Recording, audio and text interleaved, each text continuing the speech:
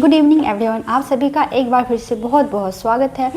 तो आज हम लोग पढ़ेंगे बीएससीबी हिस्ट्री चैप्टर 3 फ्रांस की क्रांति। तो हमने अपना क्लास 9th में बीएससीबी में पहला और दूसरा चैप्टर ख़त्म कर लिया है और आज हम तीसरा चैप्टर पढ़ेंगे जिसमें हमें पढ़ना है फ्रांस की क्रांति के बारे में।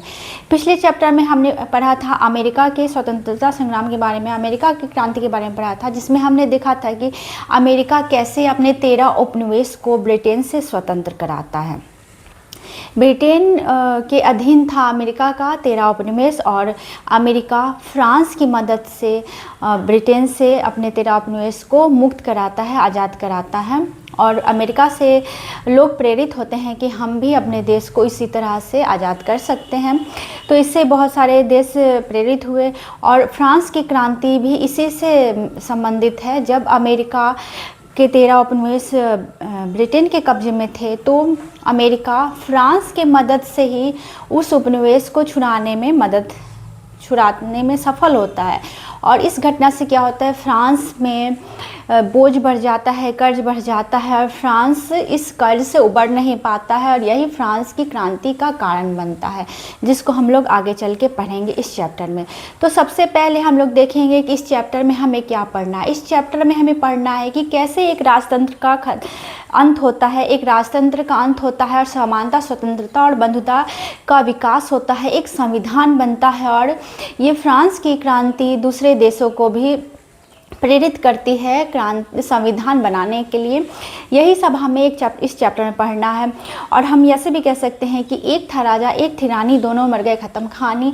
तो इसमें लुई 16वां को भी फांसी हो जाएगी और उसकी रानी जो मैरी अंतोनिएटा कुछ है उसे भी फांसी की सज़ा हो जाएगी।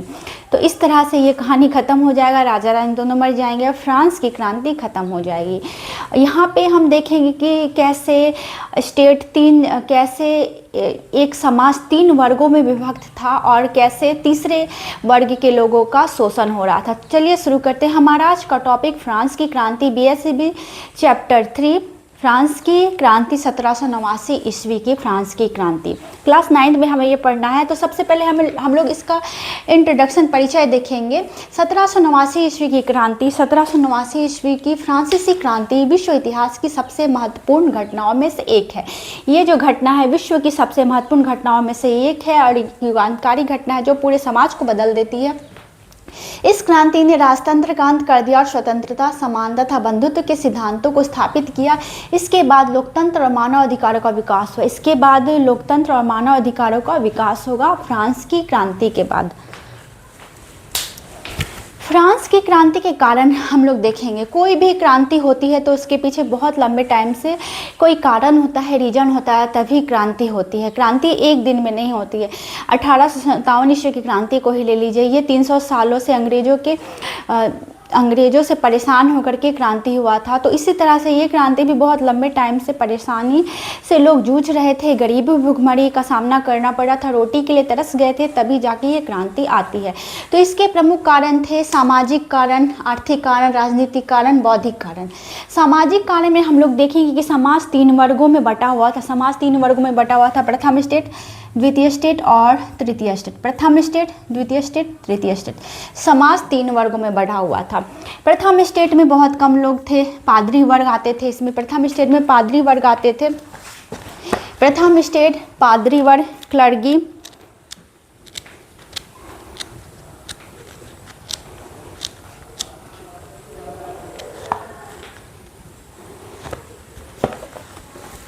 जिसमें कि 1,30,000 के लगभग लोग थे। प्रथम स्टेट पादरी वर्ग, क्लर्गी, जिसमें 1,30,000 के लगभग लोग थे। द्वितीय स्टेट, सेकंड स्टेट में कुलीन वर्ग, नोबिलिटी आते थे, जिसमें कि ये नोबिलिटी 80,000 के लगभग लोग, 80,000 के लोग द्वितीय स्टेट में थे। प्रथम स्टेट में पादरी वर्ग में 1,30,000, द्वितीय स्टेट में 80,000 के लगभग और तृतीय स्टेट जो था नोबिलिटी, उसमें ही सबसे ज़्यादा लोग थे। 90% जनता इसमें ही निवास करती थी, कुलीन वर्ग के अंतर्गत, जिसमें कि छोटे से लेके बड़े तक के लोग, मतलब हम लोग उसको मिडिल क्लास कह सकते हैं। मिडिल क्लास में बड़े व्यापारी आते थे, शिक्षित व्यवसायी आते थे, किसान, शिल्पी, नौकर, मजदूर, सभी तरह के लोग तृतीय स्टेट में ही आते थे, सब टाइप के लोग इसमें आते थे। पादरी वर्ग पहला क्लर्गी, द्वितीय स्टेट में कुलीन वर्ग नोबिलिटी, और तृतीय स्टेट में बड़े व्यापारी वर्ग, जितने भी समाज के लोग आते हैं मिडिल क्लास, वो तृतीय वर्ग में ही आते थे। प्रथम द्वितीय वर्ग को सभी सुविधाएं, पहला और प्रथम वर्ग और दूसरा वर्ग, इसको ही सभी सुविधाएं मिली हुई थी, इसको सभी प्रकार की सुविधाएं मिली हुई थी। मतलब इनको कर नहीं देना होता था, ये कोई भी कर से मुक्त थे, इनको सारा सुख सुविधा प्रथम और द्वितीय स्टेट के लोगों को ही दिया जाता था। सभी तरह की सुविधाएं प्रथम स्टेट दूसरे स्टेट के लोगों को दोनों को सुविधाएं मिली हुई थी, उन्हें किसी प्रकार का कर नहीं देना पड़ता था। परंतु तीसरे स्टेट के लोग थे, ये क्या करते थे, यही लोग कर देते थे, सभी तरह के कर देते थे, इन लोगों का काम भी करते थे और कर भी इन्हीं लोगों को चुकाना होता था। और इनको भूमि कर, टैले और धार्मिक कर, टाइथ भी चुकाना पड़ता था। तो इन लोगों को मिडिल क्लास फैमिली जो थी तृतीय स्टेट में जो आती थी, वो भूमि कर भी चुकाती थी और धार्मिक कर भी चुकाती थी। भूमि कर को कहते थे टैले और धार्मिक कर को टाइथ कहा जाता था। तो ये सारा किसे चुकाना होता था, तृतीय स्टेट को। तो इसी तरह से जहाँ पे ज़्यादा जनसंख्या थी और इन लोगों में मतभेद होने लगा कि हम लोग ही सबसे ज़्यादा कर क्यों चुकाए, और इस वर्ग में पढ़े लिखे लोग भी आते थे। तो पढ़े लिखे लोग जो आते थे तो उनको भी लगता था कि हम लोग इतना पढ़ लिख करके बेकार बैठे हैं और हम लोग ही सबसे ज़्यादा कर क्यों दे रहे हैं। तो यही असंतोष धीरे धीरे इस क्रांति की नींव रखता है। आर्थिक कारण, सरकार पर भारी कर्ज था, सरकार पर भारी कर्ज बढ़ गया था। तो जैसा कि मैंने अभी बताया कि अमेरिका के 13 उपनिवेश को छुड़ाने के लिए फ्रांस को लगना पड़ा था, और फ्रांस को अपने पैसों से भी नुकसान उठाना पड़ा था, क्योंकि ये युद्ध बहुत लंबे टाइम तक चला था।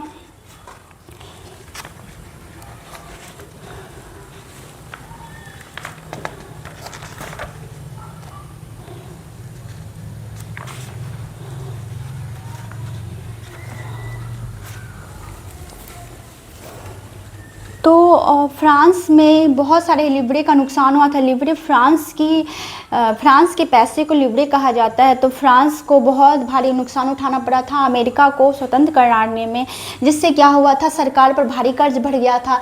राजा विलासिता में धन खर्च करती थी, राजा जो था वो विलासिता में धन खर्च करता था। राजा की जो रानी थी मैरी अंत्यायुक्ता, वो क्या करती थी, वो सारा धन अपने विलासिता पे खर्च करती थी, और वो अपने राज दरबार में अपने लोगों को उसने भर्ती कर दिया था और सारा कुछ अपने फैमिली में ही दे रही थी और बहुत ही विलासितापूर्ण जीवन बिता रही थी। युद्धों पर अधिक खर्च हो रहा था, किसानों पर अधिक कर लग रहा था, महंगाई बढ़ गई थी। तो ये सारे कारण आर्थिक कारण थे जो कि इस क्रांति को भड़काने का जिसने काम किया। राजनीतिक कारण, फ्रांस में निरंकुश राजतंत्र था। लुई 15वां जो था वो बहुत ही अच्छा शासक था, लेकिन लुई 15वां के मरने के बाद लुई 16वां शासक बनता है और यह एक बहुत ही निरंकुश राजतंत्र था। ये कहता था कि मैं ही सब कुछ हूँ, मैं राजा हूँ और मैं ही सब कुछ हूँ, और जनता को ये उतना महत्व नहीं देता था और खुद को ही सर्वे सर्वा मानता था। इस प्रकार वह एक निरंकुश शासक बनता गया। राजा लुई 16वां एक कमज़ोर शासक था, जनता को कोई राजनीतिक अधिकार नहीं था। इसके टाइम में जनता को कोई राजनीतिक अधिकार भी नहीं था। लुई 16वां खुद को महान राजा की श्रेणी में रखता था और खुद को वो महान शासक मानता था। जनता पे इसका उतना ध्यान ही नहीं था। जनता क्या चाहती है, जनता का क्या मांग है, जनता का डिमांड क्या है, इससे उससे कोई मतलब नहीं था। बौद्धिक कारण, अब जैसे जैसे इस वर्ग में पढ़े लिखे लोग ज़्यादा थे तो ऑब्वियस सी बात है कि जहाँ पे पढ़े लिखे लोग होंगे तो उनसे लोग इंस्पायर होंगे। तो यहाँ पे भी वही हो रहा था, पढ़े लिखे लोग आ रहे थे और लोगों को इंस्पायर कर रहे, जिसमें रूसे, मॉन्टेस्क्यू, वॉल्टेयर प्रमुख थे। रूसो ने कहा कि जनता कि सत्ता का वास्तविक स्रोत जनता ही है, जनता को वास्तविक सत्ता का स्रोत माना। मॉन्टेस्क्यू ने शक्ति का विभाजन होना चाहिए। मॉन्टेस्क्यू ने बोला कि शक्ति का विभाजन होना चाहिए, शक्ति किसी एक के पास या दो लोग के पास नहीं होना चाहिए, बल्कि शक्ति को बांट देना चाहिए सभी में बराबर बराबर। वॉल्टेयर धार्मिक सहिष्णुता और अभिव्यक्ति की स्वतंत्रता का समर्थन किया। वॉल्टेयर ने कहा कि सभी को अपने धर्म को मानने का अधिकार है और सभी को एक समान रहने का अधिकार है। अपने अभिव्यक्ति की स्वतंत्रता सबको होनी चाहिए। वो क्या चाहता है, उसके मन में क्या है, वो अभिव्यक्त करने की स्वतंत्रता सबको होनी चाहिए। तो यहाँ पे हम लोग देखेंगे रूसो ने सोशल कॉन्ट्रैक्ट नाम की किताब लिखी और मॉन्टेस्क्यू ने द स्पिरिट ऑफ लॉ के द्वारा लोगों को अपनी मानसिकता से परिचित कराया। तो इससे लोग इंस्पायर हुए, लोगों में बौद्धिक विचारधारा आई और लोग क्रांति करने के लिए प्रेरित हुए। क्रांति की प्रमुख घटनाएं, तो ये चारों कारण जो है 1789 ईस्वी की फ्रांसीसी क्रांति के मुख्य कारण थे। क्रांति की घटनाएं, अब क्रांति की घटनाएं कैसे कैसे हुई, तो फ्रांस का राजा जो कि अमेरिका की मदद कर रहा था और अमेरिका की मदद करने के बाद उसे बहुत सारे लिबरे पैसों का नुकसान हुआ, तो उसको अपने पास पैसे चाहिए थे, उसे फिर से पैसा वापस लाना था। तो उसने सोचा कि मैं लोगों पे कर्ज बढ़ा देता हूँ जिससे मेरे पास पैसा वापस आ जाएगा। तो वो क्या करता है, एक बैठक बुलाता है, स्टेट जनरल की बैठक बुलाता है। स्टेट जनरल एक संसद होता था जहाँ पे लोगों को बुलाया जाता था और संसद के लोगों पे निगरानी रखने के लिए पार्लेमा होती थी, लेकिन पार्लेमा भी राजा के अंडर ही आ चुका था और यहाँ पे भी राजा अपने लोगों को भर्ती कर देता, जिससे ये बचा हुआ था। इतने दिनों से इस पर कोई कार्रवाई नहीं हो रही थी पार्लेमा के द्वारा। तो क्या होता है, स्टेट जनरल की बैठक बुलाता है वो, और स्टेट जनरल की बैठक वर्साय के सभा में बुलाई। राजा का महल था वर्साय में, और वर्साय में स्टेट जनरल की बैठक बुलाई जाती है। तीनों स्टेट के लोग उसमें भाग लेते हैं। इससे 300, प्रथम स्टेट से 300 और द्वितीय स्टेट से 300 लोग भाग लेते हैं, तृतीय स्टेट से 600। 300, 600 लोग भाग लेते हैं। और उसके बाद क्या होता है, भाग लेने के बाद यहाँ पे मुद्दा उठता है। मिडिल क्लास के लोग, तृतीय स्टेट के लोग यहाँ पे मुद्दा उठाते हैं कि हम लोग हर एक व्यक्ति को एक वोट देने का अधिकार होना चाहिए। ऐसा नहीं कि प्रथम स्टेट और द्वितीय स्टेट ही वोट करे, बल्कि तृतीय स्टेट को भी एक एक वोट देने का अधिकार होना चाहिए। और इस बात पे बहस शुरू होती है। तो राजा क्या करता है, तृतीय स्टेट के लोगों को सदन से निकाल देता है, यहाँ से निकाल देता है, इस सभा से, जनरल बैठक से निकाल देता है। तो क्या होते हैं, ये लोग खुद भी निकल जाते हैं क्योंकि इस बात पे सहमति नहीं बनती है वोट देने पे। तो फिर ये लोग टेनिस कोर्ट में जमा होते हैं। टेनिस कोर्ट एक फील्ड था, एक खुला मैदान था, और यहाँ पे लोग जमा होने लगते हैं। इस बात की बहस करते हुए यहाँ पे लोग जमा होने लगते हैं। और जमा होने के बाद तृतीय वर्ग ने संविधान बनने तक अलग ना होने की शपथ ली कोर्ट में, कि हम लोग शपथ लेते हैं कि जब तक हमारा संविधान नहीं बनेगा हम लोग इसको जारी रखेंगे, इस आंदोलन को, और हम लोग अलग नहीं होंगे। इसे ही हम लोग कहते हैं टेनिस कोर्ट की शपथ। 20 जून 1789 यहाँ पे लोग मिलते हैं और शपथ लेते हैं संविधान बनाने की। स्टेट जनरल की बैठक 5 मई 1789 को हुई थी और टेनिस कोर्ट की शपथ 20 जून 1789 को हुई थी। उसके बाद बैस्टिल का पतन हम लोग देखेंगे। बैस्टिल जेल का पतन, लोग बहुत ज़्यादा गुस्सा में थे, क्रोधित थे, और जनता ने बैस्टिल जेल पर हमला कर दिया। और यहाँ पे ये धीरे धीरे क्या होता है, क्रांति भड़क जाती है और वहाँ के लोग बैस्टिल जेल पर हमला कर देते हैं। 14 जुलाई 1789 को ये बैस्टिल का किला है। यहाँ पे बहुत लंबे टाइम तक संघर्ष होता है और लोग इस किले पे आक्रमण कर देते हैं, क्योंकि उन्हें लगता था कि ये जो दुर्ग है, ये जो जेल है, ये राजा के निरंकुशता का प्रतीक है। और यहाँ पे घुस जाते हैं, यहाँ पे तोड़फोड़ करते हैं, यहाँ के दीवारों को तोड़ दिया जाता है और क्रांति उग्र रूप ले लेती है। सामंती व्यवस्था का अंत। 4 अगस्त 1789 सामंती विशेषाधिकार समाप्त कर दिया गया, और इसके बाद सामंती विशेषाधिकार समाप्त कर दिया गया।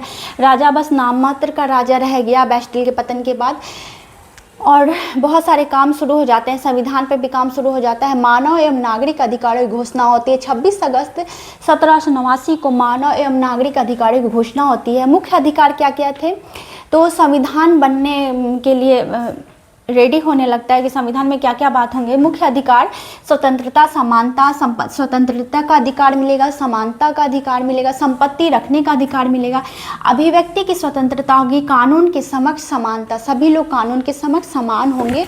ये मानव एवं नागरिक अधिकारों की घोषणा थी 26 अगस्त 1789। 1791 का संविधान, संवैधानिक राजतंत्र स्थापित, और फिर 1791 में संविधान बन जाता है, संवैधानिक राजतंत्र स्थापित हो जाता है। इसके बाद विधायिका का गठन होता है, सीमित मताधिकार का अधिकार दिया गया, विधायिका का गठन हुआ और सीमित अधिकार का अधिकार यहाँ पे लोगों को दिया गया। राजनीतिक दल, उसके बाद क्या होता है, अभी भी ये प्रॉपर तरह से काम नहीं कर पाया था संविधान बनने के बाद भी उस टाइम पे, तो क्या होता है वहाँ पे कुछ लोग जैकोबिन क्लब बनाने लगते हैं। जैकोबिन क्लब का गठन होता है, इसमें छोटे तबके के लोग ज़्यादातर थे और जैकोबिन क्लब का नेता जो था वो था Maximilian Robespierre. Maximilian Robespierre Jacobin club को बनाता है और गरीबों का समर्थन करता है। लुई 16वां की मृत्यु 21 जनवरी 1793 को लुई 16वां को फांसी की सज़ा दी जाती है। गिलोटिन के द्वारा उसे फांसी की सज़ा दी जाती है। गिलोटिन उसे कहते हैं जिस पे सर को रख के ऊपर से गले को काट दिया जाता था, तो गिलोटिन से फांसी दे दी जाती है इसे। और फिर आतंक का शासन, तो लुई 16वां के मरने के बाद आतंक का शासन आता है, रोबेस्पियर का शासन, जिसको आतंक का शासन कहा गया। रोबेस्पियर के शासन को आतंक का शासन कहा गया 1793 से 1794 के बीच। और इसने बहुत सारे लोगों को गिलोटिन द्वारा मृत्यु दंड दिया था रोबेस्पियर ने, और इसने आतंक का शासन ला के खड़ा कर दिया था। फ्रांस में लोग परेशान थे और इस पर राजद्रोह का केस चलता है और उसके बाद इसे भी फांसी की सज़ा सुना दी जाती है गिलोटिन के द्वारा।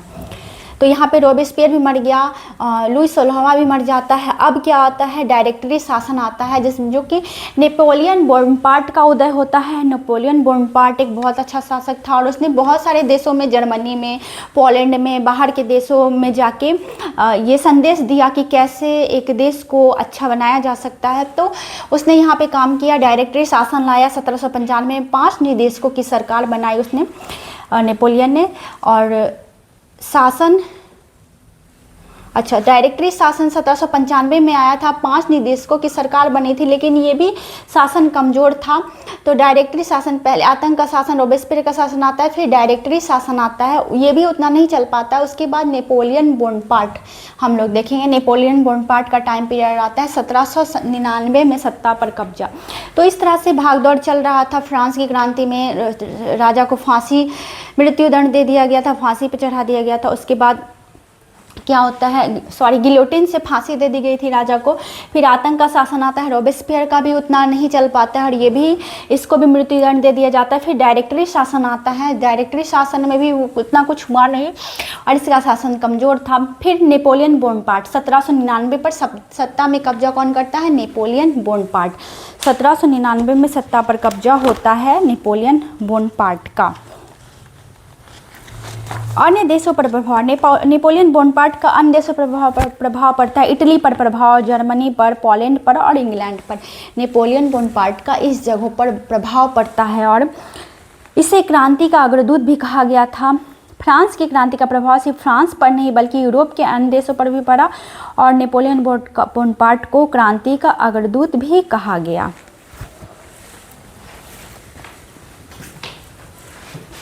सभी नागरिक समान, राजतंत्र का नेपोलियन बोनापार्ट ने प्रशासनिक सुधार किए, नेपोलियन संहिता लागू की और इसने प्रशासनिक सुधार किया, नेपोलियन संहिता लागू की, यूरोप में क्रांति के विचार फैलाया और यूरोप में इसने क्रांति का विचार फैलाया। नेपोलियन बोनापार्ट में क्रांति के विचार को यूरोप में सभी जगहों पे फैलाया। नेपोलियन संहिता के द्वारा इसने शासन को आगे बढ़ाया। अब ये जो क्रांति हुई थी, फ्रांस की क्रांति, इसके परिणाम क्या हुए थे, तो फ्रांस की क्रांति का सबसे मेन परिणाम यह हुआ कि राजतंत्र खत्म हो गया और लोकतंत्र की स्थापना हुई। स्वतंत्रता, समानता और बंधुता की भावना को बढ़ाया गया और संविधान का निर्माण हुआ। कर में सुधार हुआ, स्वतंत्रता, समानता, बंधुत्व का प्रभाव अन्य देशों को प्रेरणा मिलती है। सभी नागरिक कानून के समक्ष सभी नागरिक समान हुए, क्योंकि फ्रांस की क्रांति के पहले यहाँ फ्रांस में 400 कानून थे और लोगों को पता ही नहीं होता था कि उसे किस चीज़ के लिए किस चीज़ की सज़ा मिल रही है। तो कानून भी अलग अलग था उस टाइम पे, लेकिन अब क्या हुआ, कानून एक हो गया, सभी लोगों के लिए एक समान कानून की व्यवस्था की गई। इस क्रांति का प्रमुख नारा था स्वतंत्रता, समानता, बंधुत्व, लिबर्टी, इक्वलिटी एंड फर्टिनिटी।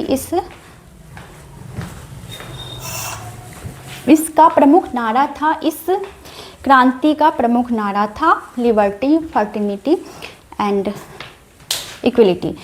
अब करों के प्रकार, करों के कौन कौन से प्रकार थे तो हमें याद रखना है। करों के 4 प्रकार, टैली भूमि कर था, टाइल जो है वो धार्मिक कर था, गैबल नमक कर था, और कुर्बी बिना मजदूरी के काम वाला कर था। ये 4 करों के नाम हमें याद रखना है, टैली, टाइथ, गैबल और कुर्बी। अब इस क्रांति में महिलाओं की भी महत्वपूर्ण भूमिका रही। महिला भी इसमें बढ़ चढ़कर हिस्सा ले रही थी। रोटी के लिए इसने वर्साय तक पैदल यात्रा की। वर्साय राजा का महल था, वर्साय में राजा का महल था, और रोटी के लिए महिलाएं वर्साय तक पैदल यात्रा कर रही थी। राजनीतिक क्लब बनाए, महिलाओं ने राजनीतिक क्लब बनाए, और ओलंप द गूज एक बहुत महान नेत्री महिला थी जिसने कि महिला अधिकार की घोषणा की, और महिला अधिकार लिखे इन्होंने संविधान में। इस नाम को याद रखना है हमें, ओलंप द गूज। और दास प्रथा का अंत हो गया इस क्रांति के बाद। 1794 में समाप्त हो गया दास प्रथा, लेकिन नेपोलियन ने इसे दास प्रथा को फिर से लागू कर दिया था, लेकिन 1848 में इसे हमेशा के लिए समाप्त कर दिया गया दास प्रथा को। तो एक बार स्टार्ट होता है, एक बार समाप्त, फिर से लास्ट में पूरी तरह से समाप्त हो जाता है। तो ये था फ्रांस की क्रांति का बहुत इंटरेस्टिंग चैप्टर, जिसमें हमने देखा कि एक था राजा एक थी रानी, दोनों मर गए, खत्म कहानी। तो ये एक निरंकुश शासक की कहानी थी जो कि खुद को ही सर्वेसर्वा मानता था और जनता पे ध्यान नहीं दे रहा था। तो ऐसा होता है, हमने देखा है कि जब राजा जनता पे ध्यान देना छोड़ देता है तो उसकी सत्ता ज़्यादा दिन तक नहीं चल पाती। तो यहाँ पे भी वही हुआ, और राजा गलत डिसीजन लेता गया, अपने से नीचे के लोगों पे करों का बोझ लाद देता था। और यहाँ पे भी ये जो तात्कालिक कारण हम देख रहे हैं, यहाँ पे टेनिस कोर्ट की शपथ जो स्टेट जनरल की बैठक हुई थी, वहाँ पे भी यही बात करने के लिए बैठक हुई थी कि प्रथम वर्ग और द्वितीय वर्ग जो है वो तृतीय वर्ग पे कर को लाद देने वाला था, जिससे कि ऐसे जो इतने सारे लिबरे का घाटा हुआ है वो चाहता था कि तीसरे तकबे से निकाल ले। तो इसी बात के चलते यहाँ पे लड़ाई हो जाती है और टेनिस कोर्ट में शपथ हो जाती है, और ये फ्रांस की क्रांति उग्र रूप ले लेती है। और उसके बाद क्या होता है, उसके बाद यहाँ पे बैस्टिल का पतन हो जाता है। लोग क्रोधित होकर 14 जुलाई 1789 को बैस्टिल के किले पे धावा बोल देते हैं, और बैस्टिल के जेल पे हमला करने के बाद, बैस्टिल का जेल था बैस्टिल के किले में, वहाँ पे हमला करते हैं, कैदियों को छुड़ा देते हैं और सारा कुछ लेके वहाँ से भाग जाते हैं। खिड़की दरवाजे भी यहाँ तक ही तोड़ दिया गया था। और उसके बाद राजा नाममात्र का रह जाता है इस क्रांति के बाद, और क्या होता है कि संविधान बनने लगता है। लेकिन फिर संविधान बनने के बाद ये मैक्स मिलर रोबेस्पियर जो आता है वो भी शासन को सही ढंग से नहीं चला पाया। उसके बाद लुई 16वां को फांसी दी जाती है, और फिर आतंक का शासन आता है। आतंक का शासन रोबेस्पियर का शासन को कहा गया है। फिर डायरेक्टरी शासन आता है जो कि बहुत ही कमज़ोर शासन था, वो भी नहीं चल पाया। तो फिर उसके बाद नेपोलियन बोनापार्ट संभालते हैं शासन को, और नेपोलियन बोनापार्ट दूसरे देश, यूरोप के दूसरे देशों में भी क्रांति को आगे बढ़ाते हैं, बताते हैं कि कैसे हम इस क्रांति को आगे बढ़ाएं, कैसे संविधान बनाने के लिए प्रेरित करें। और नेपोलियन बोनापार्ट को क्रांति का जनक कहा जाता है, क्रांति का अग्रदूत कहा जाता है। इस क्रांति का प्रमुख नारा था स्वतंत्रता, समानता और बंधुता। इस क्रांति का प्रमुख नारा था। महिलाओं ने भी इसमें बढ़ चढ़कर हिस्सा लिया, और 4 प्रमुख करों के नाम हमें याद रखने, टैली, टाइथ, गैबल और कोर्बी। तो आई होप कि आपको ये चैप्टर अच्छे से समझ में आया होगा। और यहाँ पे कुछ ऑप्शनल वस्तुनिष्ठ प्रश्न है इस चैप्टर में। तो फ्रांस की राजक्रांति किस ईस्वी में हुई थी? 1789 ईस्वी में हुई थी, ये तो सबको पता होगा। बैस्टिल का पतन कब हुआ था? 14 जुलाई 1789 में। 14 जुलाई 1789 में बैस्टिल का पतन होता है। प्रथम स्टेट में कौन आते हैं? तो प्रथम स्टेट में पादरी आते थे। पादरी वर्ग जो चर्च में पादरी होते हैं वो प्रथम स्टेट में आते थे। द्वितीय स्टेट में कुलीन वर्ग आते थे, राजा लोग द्वितीय वर्ग, राजा रानी ये सब द्वितीय वर्ग में आते थे, और तृतीय वर्ग में सभी लोग आते थे। तृतीय स्टेट में इनमें से कौन थे? 4 ऑप्शन दिया गया है, कुलीन, पादरी, न्यायाधीश। तो पादरी तो आता था ऊपर वाले स्टेट में, दूसरे में कुलीन और न्यायाधीश भी दूसरे में आ जाएगा, और तृतीय स्टेट में आएगा दार्शनिक। वॉल्टेयर था लेखक। वॉल्टेयर कौन था? तो वॉल्टेयर एक लेखक था। रूसो के सिद्धांत का समर्थक था, जनता की इच्छा। रूसो किस सिद्धांत का समर्थक था? तो जनता की इच्छा का समर्थक था। जनता ही वास्तविक स्रोत है रूसो के अनुसार, और जनता की इच्छा ही सर्वोपरि है रूसो के अनुसार। मॉन्टेस्क्यू ने कौन सी पुस्तक लिखी? तो मॉन्टेस्क्यू ने विधि की आत्मा, the spirit of law. The spirit of law का हिंदी नाम है विधि की आत्मा। मॉन्टेस्क्यू ने पुस्तक लिखी थी द स्पिरिट ऑफ लॉ, इसका हिंदी नाम होगा विधि की आत्मा। फ्रांस की राजक्रांति के समय वहाँ का राजा कौन था? तो फ्रांस की राजक्रांति के समय लुई 16वां राजा था। लुई 16वां के पहले लुई 15वां था, जो कि एक अच्छा राजा था, लेकिन लुई 16वां अच्छा राजा साबित नहीं हुआ। उनकी पत्नी जो थी बहुत ही विलासी प्रवृत्ति की थी, जिसके चलते राजा भी विलासी प्रवृत्ति का हो गया। फ्रांस में स्वतंत्रता दिवस कब मनाया जाता है? तो फ्रांस में स्वतंत्रता दिवस 14 जुलाई को मनाया जाता है, क्योंकि 14 जुलाई को ही क्या हुआ था? बैस्टिल का पतन हुआ था, इसलिए इसे लोग स्वतंत्रता दिवस के रूप में मनाते हैं। फिल इन द ब्लैंक्स आता है अब। लुई 16वां सन 1774 ईस्वी में फ्रांस की गद्दी पर बैठा। मैरी अंतोनेट लुई 16वां की पत्नी थी। फ्रांस की संसदीय संस्था को स्टेट जनरल कहते हैं। फ्रांस की संसदीय संस्था जो होती है उसको क्या कहते हैं? State general. ये जो बैठक बुलाई गई थी स्टेट जनरल, वही होती है फ्रांस की संसद, फ्रांस की संसदीय व्यवस्था। और फ्रांस की संसद व्यवस्था को सुधारने के लिए पार्लेमा का गठन होता था, लेकिन पार्लेमा राजा के नीचे ही दब के रह गए। ठेका पर टैक्स वसूलने वाले पूंजीपतियों को टैक्स फार्मर कहा जाता था। शक्ति के पृथक्करण के सिद्धांत की स्थापना मॉन्टेस्क्यू ने की थी। रूसो की प्रसिद्ध पुस्तक सामाजिक संविदा है। 27 अगस्त 1789 को फ्रांस की नेशनल असेंबली में मनुष्यों और नागरिकों के अधिकारों की घोषणा थी। जैकोबिन दल का प्रसिद्ध नेता मैक्समिलियन रोबेस्पियर था। दास प्रथा का अंतिम रूप से उन्मूलन 1848 ईस्वी में हुआ। फ्रांसीसी महिलाओं को मतदान का अधिकार सन 1944 ईस्वी में मिला। तो ये चैप्टर यहीं पे समाप्त होता है, इसका फिल इन द ब्लैंक्स और ऑब्जेक्टिव्स भी आप लोग को समझ में आ गया होगा। अब यहाँ पे क्वेश्चन आंसर है जिसको आप लोग को बनाना है और खुद से बनाएंगे, क्योंकि सारा जवाब तो मिल ही गया है। खुद से बनाने से क्या होता है कि लिखने की प्रैक्टिस होती है, इसलिए क्वेश्चन आंसर खुद से ही सॉल्व करना चाहिए। नहीं तो अगर आप लोग को इसका क्वेश्चन आंसर भी चाहिए तो कमेंट में लिखिएगा, मैं इसका क्वेश्चन आंसर वाला भी वीडियोज़ बना के अपलोड कर दूँगी। तो आई होप कि आपको ये वीडियो अच्छा लगा और समझ में आया। नेक्स्ट चैप्टर में हमें पढ़ना है प्रथम विश्व युद्ध के बारे में। तो नेक्स्ट चैप्टर हमारा है विश्व युद्धों का इतिहास, जिसमें हमें फर्स्ट वर्ल्ड वार पढ़ना है और शायद सेकेंड वर्ल्ड वार भी इसी में पढ़ना है। तो हम लोग नेक्स्ट चैप्टर में मिलेंगे अगले टॉपिक के साथ। तो आप लोग इसका एक स्क्रीनशॉट ले लीजिए और अधिकांश क्वेश्चन का आंसर आपको यहीं पे मिल जाएगा इसी नोट्स में।